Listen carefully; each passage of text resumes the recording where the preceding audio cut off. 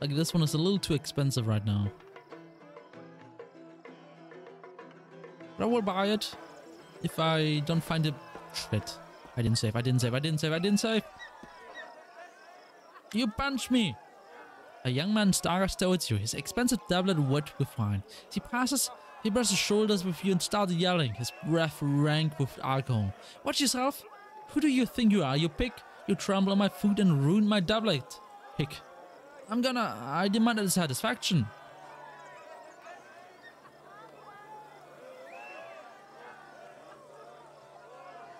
I said Anamenda Bellavara, Anamidi Bellavara herself over there. Looks like she's calling you. Succeeded. What, really? Where? Oh, how do I look? Quickly now. I'm alright. You good. Anamenda. What is that name? Anamende. My joy. I'll be right there.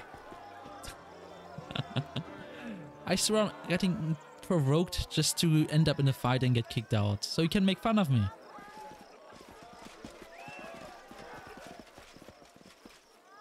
Alright, you guys. Perception.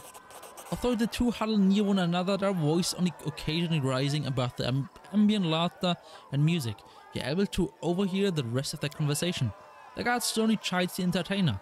I don't know quite what you're up to, Aima, but I know that look. You're planning something dangerous. This isn't the time, you know. He's become harsher about... Look around you, Talvin, Manjax. This celebration, just more blood and sport to cover for the ongoing troubles, and we've both helped shepherd it along. This isn't the future we had planned for, but it's the one the fates have dealt. Can we really stand by? He begins to raise his hand and strikes a pose as if preparing to make a bold declaration. The guard's hand intercepts Aima's arm, firmly preventing the entertainer from making a scene. You know how harsh justice is these days. I've seen it with my own eyes, and it would crush me to see noble intentions harming good people, especially like you. I appreciate those feelings, I do. Emma gently removes Talvin's hand from his arm. But what Pitax needs now is action, and I tend to act. Entertainer looks up, spots you and smiles as Talvin frowns and sadly walks away. The rare day that life emulates screenplays. Your Highness, could it be that the heroes have arrived in the people's time of need? It seems to be the problem.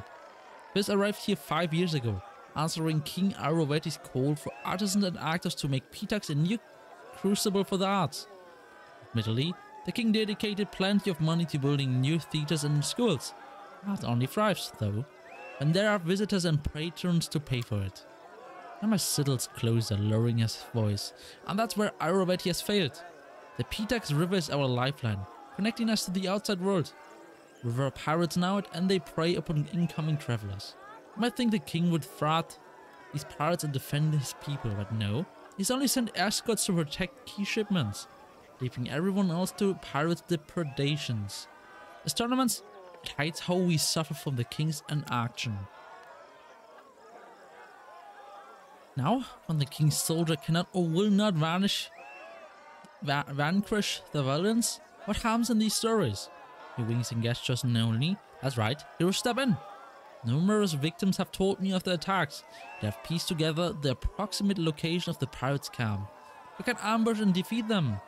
Traffic will flow. Commence will thrive, and they will command the adoration of the boatman, dock workers, artists, and more. Naturally, I'm prepared to write a play dramatizing your exploits. What do you say? Or except I have a question. The wisest protagonist always has questions. What would you like to know? Is this a ploy to make me bad? Are these pirates not good people maybe, and I'm killing them and... How many pirates are out there? It varies by report. The camp could have a few dozen, so you might try to take them by surprise. Why hasn't the king acted against the pirates? It's unclear. It might be a lack of soldier, or perhaps it's a lack of will. Leaving the pirates alone might also undercut political or economical enemies in some way. But at what cost? Is there a reward? 1 second.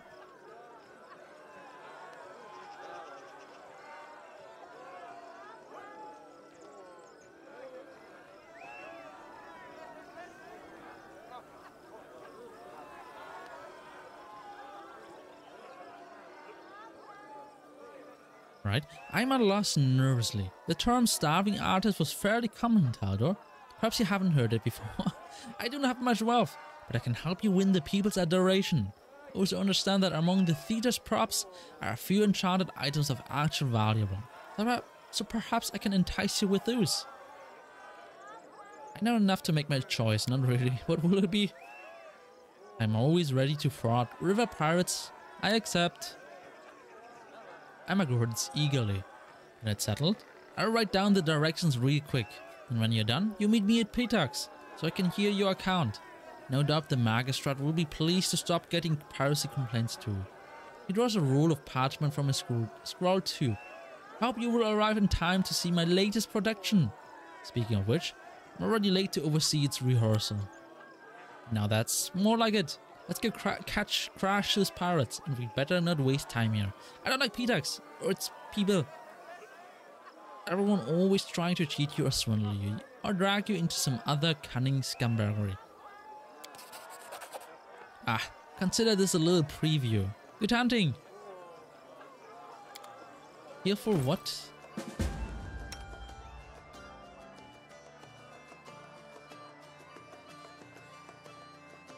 Tearful are the eyes? Tearful are the skies. Oh, I'm not reading that.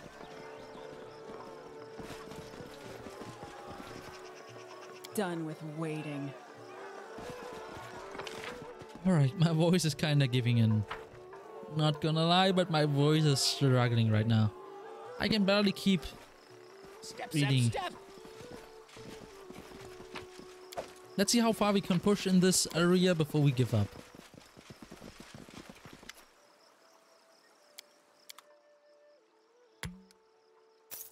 Making the same decision. What's in wait for me there? Oh, saving right before we mess up. Or get messed up. Agamak guest, huh? I hear bad things about you. King Sam, we've heard so much about you. Yeah, well, I fucked you up. Of course, you heard a lot of me when I screwed you. Those pirates are a blight on Pitax. Something should be done now with these pirates, and soon. We're up by pirates again. Why won't King already do anything about them? Several concerned dock workers crowd around a finely dressed half-elf who listens to the worker with imperious dignity. It's as if we've been telling you, Judge. This is the third shipment in 2 months they've stolen from us. Can keep that up?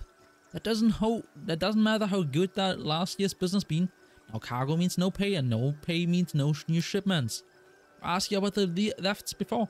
There's nothing changed. Where's the King's justice, Your Honor? My God, that's so much text.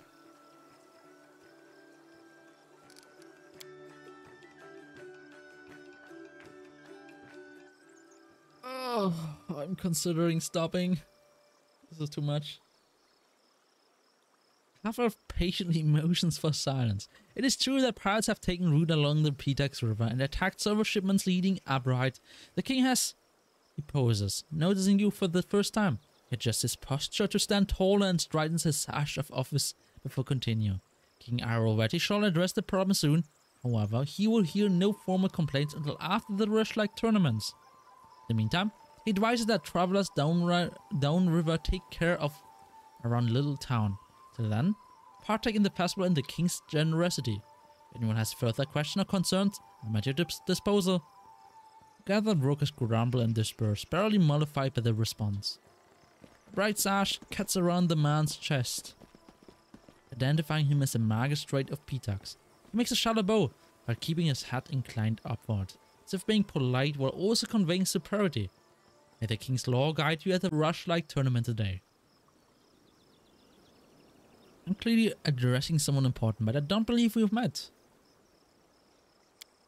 The half-elf motions to his sash. I'm the Honorable Walsh Calvoway, oh my God, a magistrate of Pitax, judging of the people's concern and executor of the king's justice. I overheard you talking about stone shipments. Is there a problem? Ah, yes, that. Sets his teeth into a practiced smile, though his teeth briefly grind together. An outbreak of river piracy has caused some consternation among the citizens. Simply avoid or exercise caution in the little town in the meantime. Perhaps Pitax would benefit from somebody who has the history of vanquishing bandits. I'm done. Let us be clear, declares the magistrate, narrowing his eyes with disdain. Pitax's armed forces are entirely capable of handling these criminals. There's no need for would-be heroes or aspiring vigilants to get involved, much less foreign interests. I'd recommend enjoying the rest of the festival. I knew a judge once. She spent nights butchering her own kin and went on to become a zombie. This guy seems fine by comparison. I can understand his reluctance to allow foreigners to meddle in his kingdom's affair. What I cannot understand is such blatant neglectance of justice and the safety of his subjects.